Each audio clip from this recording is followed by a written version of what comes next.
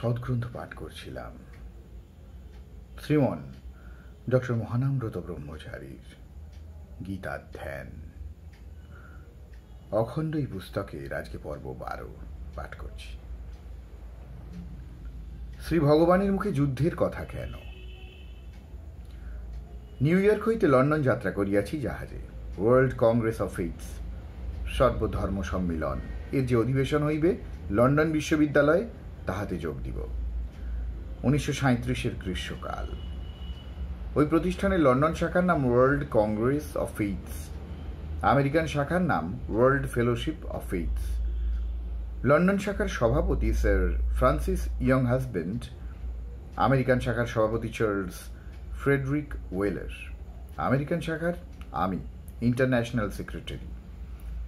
Sir young হাজবেন্ডও নিজে আমেরিকায় গিয়া আমাদিগকে নিমন্ত্রণ করিয়া আসিয়াছেন। আমরা এক দলে 12-14 জন আমেরিকার ডেলিগেশন। সভাপতি ওয়েলার সাহেবও আমাদের সঙ্গে আসিয়াছেন।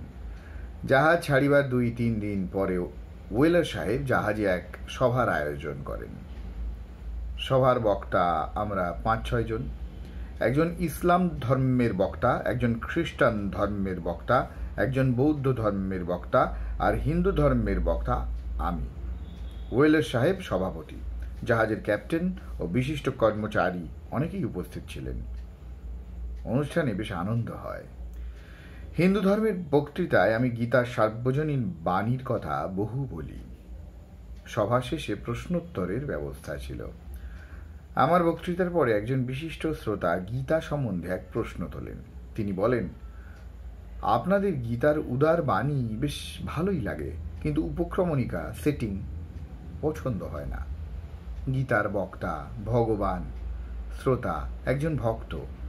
ভক্ত বলিতেছেন যুদ্ধ করিব না, ভগবান তাহাকে কঠোরভাবে আদেশ করিতেছেন করিতেই হইবে। ভগবানের মুখে ঐরূপ যুদ্ধের কথা আমরা শুনিতে চাই না। খ্রিস্টান ধর্মের সঙ্গে তুলনা করিয়া প্রশ্নকারী আরও বলিলেন, আমরা যাহাকে ভগবানের তুল্য ত্রাণকর্তা বলি, তিনি বলিয়াছেন, এক গালে চড় দিলে আরেক গাল ফিরাইয়া দাও। যে তোমার চাদরখানা লইয়া গিয়াছে তাহাকে জামাটাও দিয়া দাও। এইরূপ উদার মানবীয় বাণী ভগবানের মুখে শোভন। ভগবান হইয়া অনিচ্ছুক ভক্তকে যুদ্ধের প্রেরণা দিলেন কেন, ইহা জানিতে ইচ্ছা হয়। প্রশ্নকারীর জিজ্ঞাসায় আন্তরিকতা ছিল, কটাক্ষ ছিল না। সভার অধিবেশন চলার সময় এই প্রশ্ন, অধিবেশনের মধ্যেই উত্তর করিলাম।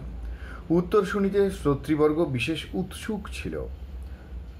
গীতার বক্তা অর্জুনকে যুদ্ধের প্রেরণা দিয়েছেন এই কথা ঠিক নয়। আমি শান্তভাবে বলিতে লাগিলাম, গীতার উপদেশ যদি যুদ্ধের প্রেরণাই হইত, তাহা হইলে কেবল সৈন্যদের ব্যারাকেই উহা পাঠ্য হইত। যুগ যুগ ধরিয়া শত সহস্র সাধু সন্ন্যাসী ও সাধারণ নরনারী গীতা পাঠে ভুলিয়া থাকিত না। উঠো, যুদ্ধ করো, এই কথা একাধিকবার গীতায় থাকিলেও বস্তুত গীতা যুদ্ধের প্রেরণামূলক গ্রন্থ নহে। যুদ্ধ করিতে বলিয়াও যুদ্ধ করিতে বলেন নাই। আমার এই বিরোধী কথার সামঞ্জস্য কোথায় জানিবার জন্য সভার আগ্রহ বাড়িয়া উঠিল। তাহা অনুভব করিয়াই স্পষ্টতর ভাষায় বলিতে লাগিলাম, অর্জুন এক বিরাট কর্তব্যের সম্মুখীন। তাহার রাষ্ট্র ও তাহার সমাজের দাবি এই কর্তব্য করা। কর্তব্যের দায়িত্ব মাথায় লইয়া অর্জুন অগ্রসর হইয়াছেন। এমন সময় এক ভ্রান্ত বুদ্ধি তাহাকে কর্তব্য বিমূঢ় করিয়া দিয়াছে। গীতার বক্তার ভাষায় ওই ভ্রান্ত বুদ্ধির নাম ক্লীবতা, কসমল, হৃদয় দৌর্বল্য, অজ্ঞান, সম্মোহ।